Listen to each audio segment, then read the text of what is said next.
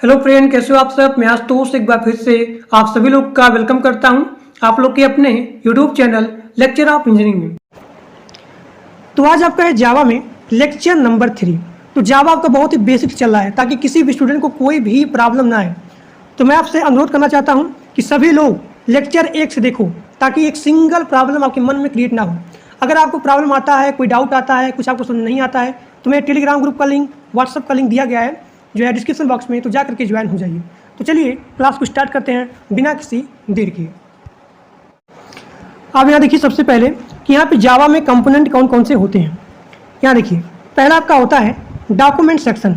ये आपका होता है सजेस्टेड, यानी कि ये आपका होता है set of the comment. Set of the comment होता है जिसके अंदर आप कुछ भी लिख सकते हो। अब यहाँ देखिए दूसरा आपका होता है पैकेज स्टेटमेंट। तो ये आपका होता है ऑप्शनल, यानी कि पैकेज स्टेटमेंट हम लोग बताते हैं कि यहाँ पे जावा का जो क्लास होता है, जावा का क्लास, तो जावा का क्लास किस पैकेज में बिलोंग कर रहा है इसके बारे में बताते हैं हम लोग पैकेज के स्टेटमेंट में। अब यहाँ देखिए डॉक्यूमेंट सेक्शन और यहाँ पे पैकेज स्टेटमेंट लिखने के बाद हम लोग यहाँ पे कुछ इंपोर्ट करते हैं। तो यानी कि डॉक्यूमेंट और यहाँ पे पैकेज स्टेटमेंट के बाद आता है हमारा इंपोर्ट स्टेटमेंट। इसमें क्या होता है, इसमें हम जो है इनपुट को लेते हैं, इनपुट को लेते हैं। जैसे आपने यहाँ पे यूज़ किया स्कैनर क्लास का, स्कैनर क्लास जिसका यूज़ करके आप यहाँ पे यूजर से इनपुट ले सकते हो बाय कीबोर्ड। कीबोर्ड की सहायता से आप यहाँ पे स्कैनर क्लास का यूज़ करके आप यहाँ पे यूजर से इनपुट को लेते हो। यानी कि इंपोर्ट स्टेटमेंट में हम लोग यहाँ पे कुछ इंपोर्ट करते हैं या फिर यहाँ से हम लोग यहाँ पे इनपुट को लेते हैं। इंपोर्ट स्टेटमेंट में हम लोग जो है यहाँ पे इनपुट लेते हैं। तो जो यहाँ पे है इंपोर्ट स्टेटमेंट, ये भी आपका होता है ऑप्शनल। ऑप्शनल मतलब ये हुआ जब हमें यहाँ पे यूज़ करना होगा तब हम लोग यहाँ पे इसका यूज़ करेंगे, अगर यहाँ पे यूज़ नहीं करना हुआ तो हम लोग यहाँ पे इसका यूज़ नहीं करेंगे। अब आगे देखिए,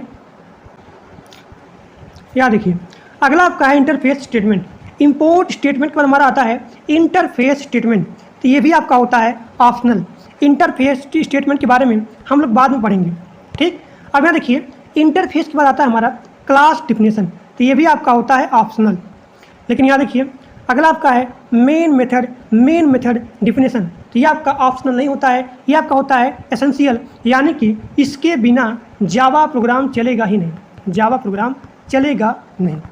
तो सबसे यहाँ पे एसेंशियल होता है ये चीज़ मेन मेथड क्लास। और यहाँ देखिए डॉक्यूमेंटेशन आपका होता है सजेस्टेड, पैकेज आपका होता है optional, import, interface, class definition ये यहाँ पे सभी ऑप्शनल होते हैं। यानी कि जब यहाँ पे इसका यूज होगा तभी, मतलब जब इसका यहाँ पे नीड होगा तब हम लोग यहाँ पे इसका यूज़ करेंगे, अगर यहाँ पे इसका नीड नहीं होगा तो इसका यूज़ नहीं करेंगे।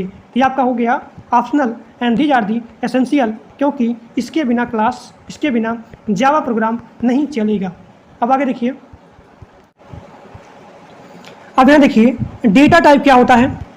डेटा टाइप क्या होता है, तो डेटा टाइप जावा में दो टाइप के होते हैं। पहला आपका होता है प्रिमिटिव डेटा टाइप और दूसरा आपका होता है नॉन प्रिमिटिव डेटा टाइप। इसको हम लोग बाद में पढ़ेंगे, ठीक। तो यहाँ देखिए सबसे पहले कि यहाँ पे डेटा टाइप एक्चुअली में क्या होता है।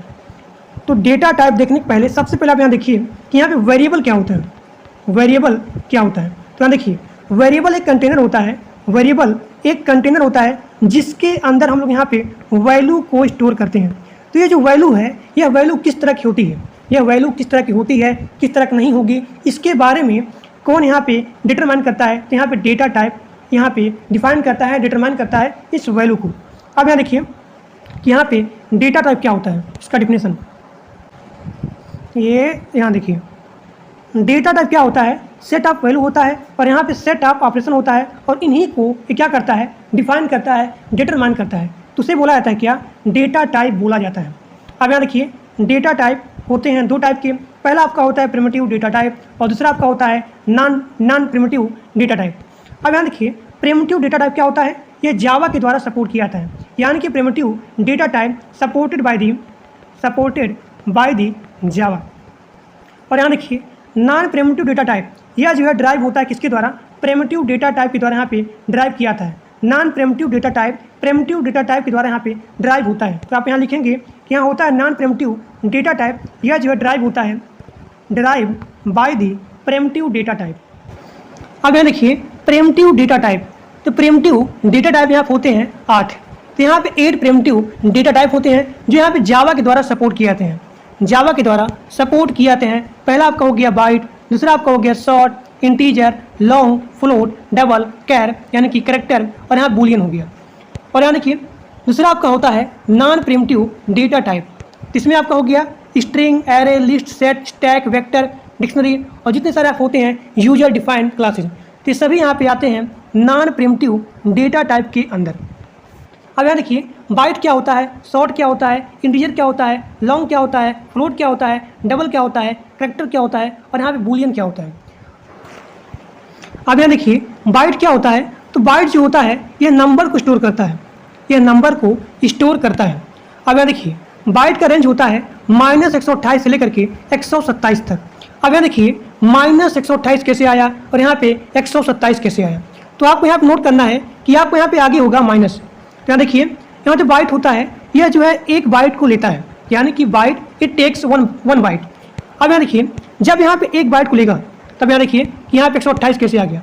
आप यहाँ पे 2 की पावर 8 करेंगे एंड डिवाइडेड बाई 2, यहाँ से लेकर के 2 की पावर 8 डिवाइडेड बाई 2 -1। अब यहाँ देखिए जब यहाँ पे 2 ऊपर जाएगा तो आपका हो जाएगा 2 की पावर -1, तो 8 में से 1 गया, 2 की पावर 7 हो गया। यहाँ से लेकर के फिर यहाँ देखिए 2 ऊपर जाएगा -1, यहाँ पर हो जाएगा 7 -1, तो 2 की पावर 7 ये आपका हो गया 128। अब यहाँ देखिए 2 की पावर 7 128 -1, तो ये आपका हो गया 127। तो इसी प्रकार से आपके यहाँ पे आ जाएगा 128 और यहाँ पे 127। बस आपको यहाँ पे नोट करना है कि यहाँ पे सबसे पहले आपके यहाँ पे माइनस आएगा, ठीक। और बाइट का डिफॉल्ट वैल्यू 0 होता है। उसी प्रकार से यहाँ देखिए शॉर्ट दिया गया है, शॉर्ट, तो शॉर्ट का यहाँ जो वैल्यू रेंज होता है ये आपका होता है 2 की पावर 16 डिवाइड बाई 2, फिर यहाँ देखिए 2 की पावर 16। अब यानी कि 16 कैसे आया, क्योंकि जो है यहाँ दिया गया शॉर्ट जो है लेता है 2 बाइट को, यानी कि 8 दूनी 16। तो यहाँ पे आपका हो जाएगा कि 2 की पावर 16 डिवाइड बाई 2, फिर यहाँ लेकर के 2 की पावर 16 डिवाइड बाई 2 -1। फिर यहाँ देखिए शॉर्ट का डिफ़ॉल्ट वैल्यू 0 होता है। अब यहाँ देखिए इंटीजर का इसका जो वैल्यू रेंज होता है, देखिए यहाँ जो दिया गया है वैल्यू रेंज, ये आपके एग्जाम के लिए, किसी भी एग्जाम के लिए इंपॉर्टेंट नहीं है किसकी जो है वैल्यू रेंज कितना है कितना नहीं है, लेकिन मैं आपको यहाँ पे बता दे रहा हूँ ताकि किसी भी बच्चे को कोई प्रॉब्लम ना है।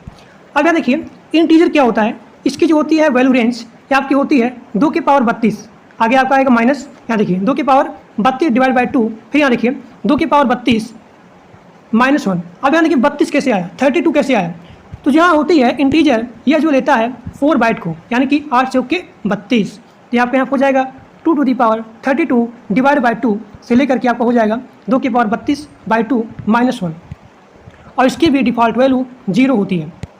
अब यहाँ देखिए फ्लोट जो है यह जो लेता है 4 बाइट को, इसकी डिफ़ॉल्ट वैल्यू कितनी होती है 0.0, ये आपका हो गया यफ मतलब जो है ये आपको यहाँ पे डिनोट कर रहा है फ्लोटिंग पॉइंट नंबर को। अब यहाँ देखिए इसकी जो होती है फ्लोट का यहाँ जो साइज दिया गया है इसका फिक्स नहीं है। अब यहाँ देखिए लॉन्ग क्या होता है, तो यहाँ जो लॉन्ग होता है इसकी जो होती है वैल्यू रेंज ये आपकी होती है 2 की पावर 64 बाई 2, यहाँ देखिए -2 to the power 64 divide by 2 से लेकर के 2 to the power 64 divide by 2 -1। अब यहाँ देखिए 64 कैसे आया, क्योंकि यहाँ जो लॉन्ग है या जो लेता है 8 बाइट को, यानी कि 8 8 64, 8 8 जा 64। अब यहाँ देखिए यहाँ दिया गया लॉन्ग, इसकी डिफ़ॉल्ट वैल्यू भी 0 होती है। अब यहाँ देखिए इसी प्रकार से जो यहाँ पे डबल दिया गया है इसकी भी वैल्यू रेंज फिक्स नहीं होती है, बहुत ही ट्रिकी होती है। तो यह जो स्टोर करता है डेसिमल नंबर को, और इसकी जो होती है मतलब जो यहाँ पे डबल होता है यह जो लेता है 8 बाइट को, इसकी भी डिफ़ॉल्ट वैल्यू 0 होती है 0.0, और यहाँ दिया गया डी, ये डी का मतलब क्या हो गया डबल हो गया। अब यहाँ देखिए कैर क्या होता है, करेक्टर क्या होगा, करेक्टर क्या होता है, इसकी होती है वैल्यू रेंज 0 से लेकर के 6 5 5 3 5 2 टू दी पावर 16 -1। अब यहाँ देखिए यह जो करेक्टर दिया गया है यह लेता है 2 बाइट, क्योंकि यह सपोर्ट करता है यूनिकोड को सपोर्ट करता है। इसकी डिफ़ॉल्ट वैल्यू हो गई U000, ये आपकी होती है मिनिमम होती है। अब यहाँ देखिए 8वां आपका हो गया यहाँ पे प्रिमिटिव डेटा टाइप, वो आपका होता है बूलियन होता है। तो यह जो बताता है कि यहाँ वैल्यू ट्रू है या फिर फॉल्स है, इसके बारे में बताता है, यानी कि value can be true and false or false, तो इसके बारे में बताता है कौन, बूलियन बताता है। इसकी डिफ़ॉल्ट वैल्यू फॉल्स होती है और इसकी साइज डिपेंड करती है किस पे, JVM पे डिपेंड करती है, ठीक। तो ये आपका हो गया 8 प्रिमिटिव डेटा टाइप हो गया, 8 प्रिमिटिव डेटा टाइप हो गया। अब आगे देखिए, अब यहाँ देखिए जब हम लोग जावा प्रोग्राम को लिखते हैं तो हमें कुछ रूल को फॉलो करना पड़ता है। यानी जो यहाँ पे जावा होता है, जावा में कुछ रूल होते हैं, तो जिसको फॉलो करके हम लोग यहाँ पे जावा के प्रोग्राम को लिखते हैं। तो यहाँ पे जावा में कुछ रूल्स फिक्स होते हैं जिसको फॉलो करके हम लोग यहाँ पे जावा प्रोग्राम को लिखते हैं। तो इन्हीं सेट ऑफ रूल को बोला जाता है क्या, सिंटैक्स बोला जाता है। अब यहाँ देखिए वेरिएबल क्या होता है, तो वेरिएबल एक कंटेनर होता है जिसके अंदर हम लोग यहाँ पे वैल्यू को यहाँ पे स्टोर करते हैं और इन्हीं वैल्यू को डिटरमाइन किया जाता है किसके द्वारा, डेटा टाइप के द्वारा। तो इसके बारे में मैंने आपको बता दिया। तो इस वैल्यू को आप यहाँ पे चेंज भी कर सकते हो, यानी कि एग्जीक्यूशन के टाइम जब आपका यहाँ प्रोग्राम एग्जीक्यूट हो रहा है तो उस टाइम हम जो है वैल्यू को चेंज भी कर सकते हैं। जैसे कि यहाँ दिया गया है INT नंबर इक्वल टू 7, तो यहाँ 7 क्या है, एक वैल्यू है जो यहाँ पे कंटेनर में स्टोर है, तो आप यहाँ पे इसको चेंज भी कर सकते हो। अब यहाँ देखिए INT क्या होता है, INT क्या है, एक प्रकार का डेटा टाइप होता है। INT क्या है, एक प्रकार का प्रिमिटिव डेटा टाइप होता है। नंबर क्या है, नंबर आपका होता है वेरिएबल नेम होता है। 7 क्या है, वैल्यू जो यहाँ पे कंटेनर में स्टोर है। अब यहाँ देखिए जावा में होते हैं कुछ रूल, यानी कि जो यहाँ पे दिया गया है वेरिएबल नेम, यहाँ देखिए एक सेकंड मैं आपको नोट्स दिखा रहा हूँ ताकि बढ़िया तरीके से पढ़िए, एक भी % प्रॉब्लम ना आए। तो देखिए जावा में होता है कुछ रूल, कुछ यहाँ पे कीवर्ड होते हैं जो यहाँ फिक्स होते हैं, रिजर्व होते हैं। जैसे कि आपको हो गया VOID यानी कि वैड हो गया, स्टैटिक हो गया, पब्लिक हो गया, तो ये सारे कीवर्ड होते हैं, फिक्स होते हैं। तो आप इसके नेम से आप वेरिएबल के नेम को क्रिएट नहीं कर सकते हो, यानी कि you can not make integer इसके नाम से, यानी कि आप यहाँ पे पब्लिक के नाम से, VOID के नाम से, क्लास के नाम से, स्टैटिक के नाम से, इसके नाम से आप यहाँ पे इंटीजर को क्रिएट नहीं कर सकते हो। तो वही चीज़ यहाँ दिया गया है कि यहाँ पे जावा प्रोग्राम में कुछ यहाँ पे कीवर्ड होते हैं जो यहाँ फिक्स होते हैं, तो आप इसके नेम से इंटीजर को क्रिएट नहीं कर सकते हो।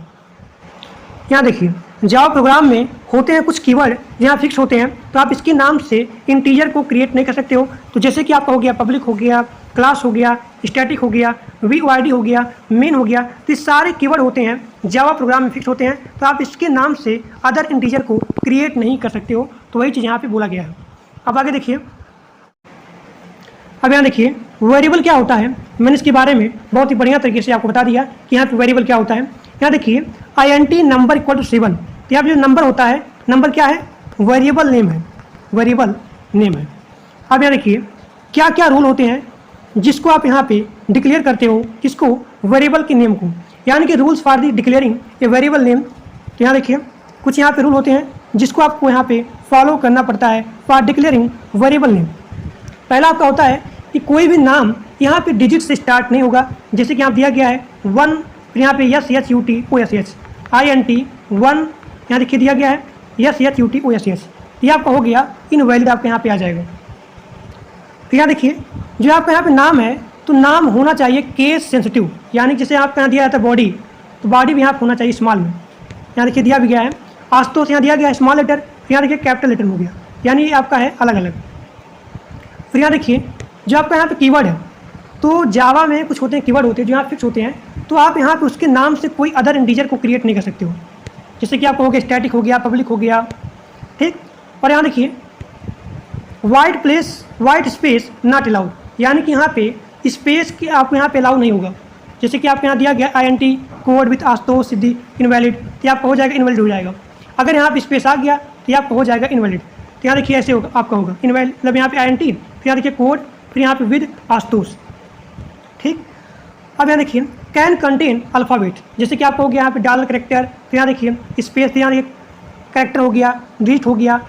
If the other condition are the meet, अगर आप यहाँ पे इन सभी कंडीशन को फॉलो करते हो, ये यहाँ देखिए अगर आप यहाँ पे इन सभी कंडीशन को फॉलो करते हो, तो आप इसके अंदर वेरिएबल के नाम से, अल्फ़ाबेट के नाम से अंडरस्कोर डिजिट भी रख सकते हो।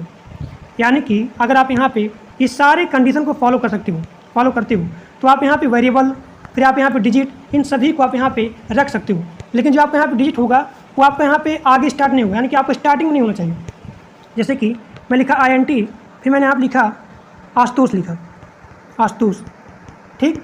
तो मैं यहाँ पे इसके बीच में आप यहाँ पे डॉलर या फिर यहाँ पे कोई भी नंबर लिख सकते हो। जैसे कि आपका हो गया INT, फिर मैंने लिखा आशुतोष, फिर यहाँ पे हो गया 4, फिर मैंने लिखा SHUTOSH, ठीक। तो यहाँ देखिए यहाँ जो डिजिट है यह बीच में आया हुआ है, तो ये आपका हो जाएगा वैलिड, ठीक। लेकिन मैं अगर आप लिखता हूँ INT, फिर मैंने आप लिखा स्पेस दिया, फिर मैंने आप यहाँ लिखा 5 लिखा, प्रिया CHUTOSS, तो ये आपका हो जाएगा इनवैलिड, क्योंकि यहाँ पे नेम में आपका यहाँ पे डिजिट से स्टार्ट नहीं होगा। अब आगे देखिए, अब सभी लोग अपने सिस्टम बैठ जाइए। मैं आपको क्वेश्चन दे रहा हूँ, इस प्रोग्राम को सभी लोग को अपने सिस्टम पे रन करना है। तो यहाँ देखिए, वो आपका क्वेश्चन दिया गया है, write a Java program to add 3 number.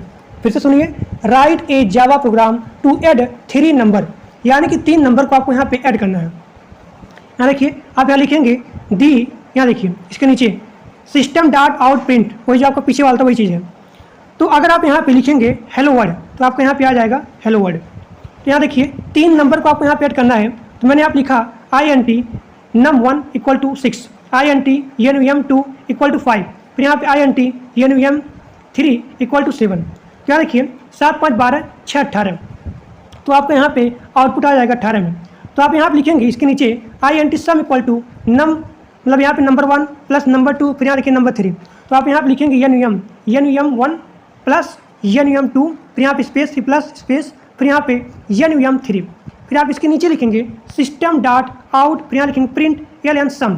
तो आपको यहाँ पे आउटपुट आ जाएगा क्या, 18 आ जाएगा, यानी कि 18 आ जाएगा।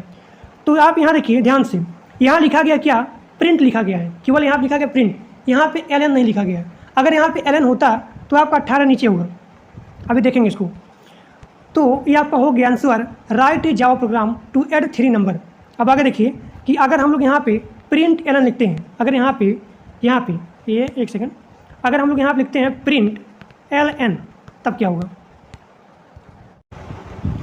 अब यहाँ देखिए, मैंने यहाँ पे लिखा प्रिंट ln लिखा, इस ln का मतलब क्या होता है, ln का मतलब होता है न्यू लाइन, यानी कि आपको यहाँ पे अगले लाइन में यहाँ पे आउटपुट आ जाएगा। क्या देखिए, जैसे मैंने यहाँ लिखा print ln the sum of these number is, तो आपको यहाँ पे ये चीज़ आपको यहाँ पे आ जाएगा, ये चीज़ यहाँ पे आ जाएगा। लेकिन यहाँ पे इसका जो आउटपुट होगा 6 5 7, इसको यहाँ पे ऐड करके एक नए लाइन में यहाँ पे क्रिएट कर देगा, यानी कि जो आपका यहाँ पे 18 होगा, 18 आपका नीचे आ जाएगा। ठीक, तो ये आपका हो गया how to add 3 number in Java program. तो आप लोग यहाँ पे देख सकते हैं कि जैसे मैंने यहाँ पे ln को लिखा, यानी कि आपका होता है इसका मतलब न्यू लाइन, तो आपको यहाँ पे 18 अगले लाइन में यहाँ पे आउटपुट के रूप में आ जाएगा। तो आज के लिए बस इतना ही, थैंक यू।